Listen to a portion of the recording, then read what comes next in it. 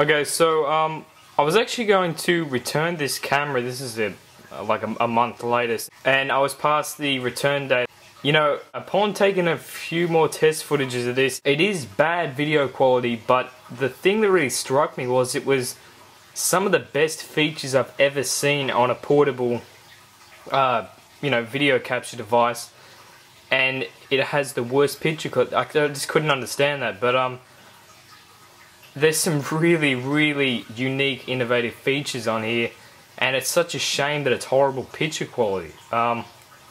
So I'll just see if I can focus this. I'm actually filming this on the Canon EOS 550D. An unboxing will be up later of that, but of course the Canon's a much better camera, but yeah.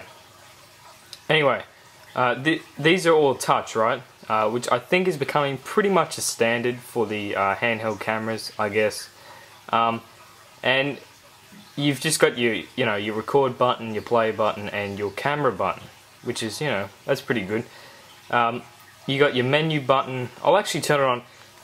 I mean, some of the stuff on here is just in, like, the features I haven't heard of. I mean, I don't do much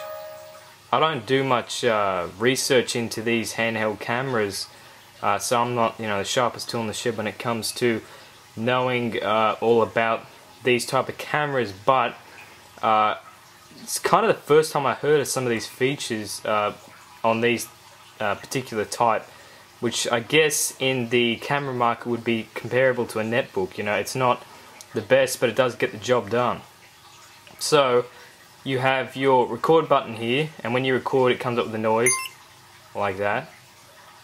I know with that recording noise, a lot of people are having problems with the Flip 2nd generation, I believe. I know David DeFranco said that he would actually record before, or he'd record first and then turn the camera on himself, because there was a problem with him knowing if it was recording or not, and sometimes it wouldn't record. So one of the great features is that actual noise, and it's a small feature, but it's very handy. Like, for example, if you turn the camera on yourself, you wouldn't have to guess whether it was recording, because I'll just hit the recording button right now. As you can see, you hear that beep to confirm. So that in itself is a handy feature, right? Zooming is not available in 1080p mode, which is, I mean, what can you really expect? You get what you pay for, basically. But you take a photo like that, and the photo actually takes some time to actually capture, and that's really bad because it can blur like that. Let me just focus this. Like, for example, if I want to take a photo now, it's not an instant capture. Like you can see, it goes blurry. So some of the other cool features on this, and the things that really strike me about this, is that it's such bad picture quality. It even has a one-touch share to YouTube. This little button here actually, I guess, corresponds with your software, and it uploads it directly to YouTube once you click that button. Now, some of these features are really nice on Samsung's part. And you can even see, you know, when it's on, you know, you got your little indicator light right there. The power button is located right here. Very easy to turn off and on, obviously, as you'd expect. You also get a confirmation that it's on. And on the sides here, you can see that you have your AV ports. Let's see if I can get that. You got your AV ports, you got your USB port. Now, one of the best features of this camera is that it can charge over USB. Now, again, like I said, I'm not, you know, into the whole handheld camera thing like this, but I haven't heard of USB charging on it before. But I'm a bit of a noob when it comes to these type of cameras, so they may have been implemented years ago. Who knows? I don't know. But they give you component cables for this, which is quite nice actually. If you can see, I'll just, there we go. They actually give you component cables in the box, as you can see, and you know, your audio cables and whatnot. It can also support SDHC, which a lot of them do support. That much I do know, but you can change your modes instantly as well.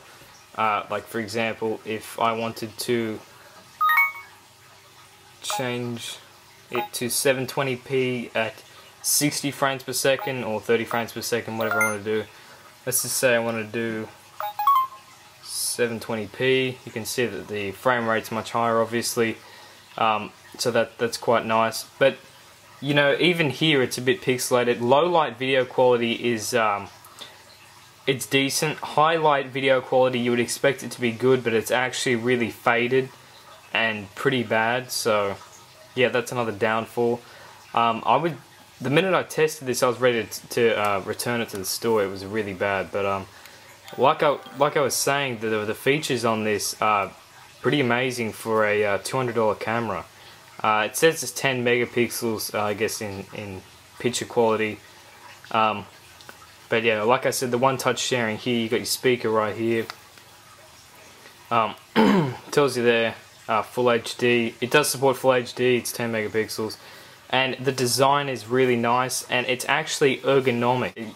You don't get tired using this camera, which is very good, because you know, a lot of people who upload videos hold the camera for a long time, and you know, it does get tiresome sometimes. So that is a very nice feature by Samsung again. So like I was saying, this camera really does have some of the best features, and the microphone is actually surprisingly good. I don't know why they put a really good mic in here, but it is actually quite nice. I tested that and I was very pleased with it. They have a unique tripod port, I guess. It connects the tripod like that, which would make it go like this. My Sony one can flip, so that's all good, but they also threw in, I guess it's to make it nice and thin, but they also threw in a adapter to put it to a normal tripod, which is great. It's kind of sad that they have such bad picture quality, these particular cameras, the Samsung. But also, there's no macro mode that I know of. Again, I haven't really tested that extensive, but yeah, you know, its features are amazing. USB charging, you know, AV out, you know, just standard, but they give you component cables. Touch sensitive buttons. You know, pictures in it. I think the Flip doesn't actually have a picture mode, the second generation Flip. The zooming is not available on the 1080p mode, which is pretty bad, but yeah. It gives you a confirmation beep when you're recording, and I haven't really come into any focus problems unless I get really close to an object. And sorry if some of the video looks a bit out of focus. I'm using the 550D, which is, I'm using manual focus on it, so yeah. The features on this camera are really nice, really good, and it's such a shame that the bad picture quality brought it all the way down to where I just wouldn't recommend buying it at all. But honestly, if you're not that fussed with picture quality and you just want, you know, somewhat okay looking video, and you really want the features to be, you know, you want it to be full featured, ergonomic, I guess this is the camera for you. But honestly, I wouldn't recommend it. I'd go with either the Flip or the Vado. I know that they're both great cameras. And product feedback, I'll actually put a link to his video.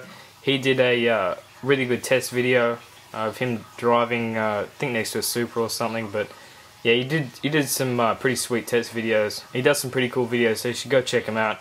I'll put a link in the sidebar. But yeah, like I said, really good camera. Got brought down huge by the problems that plagued it. So whoever's watching this video, really, I would not recommend it. The Flip and the Creative Vado, I know for a fact, and the Kodak ZI8, I know for a fact they're all better than this camera.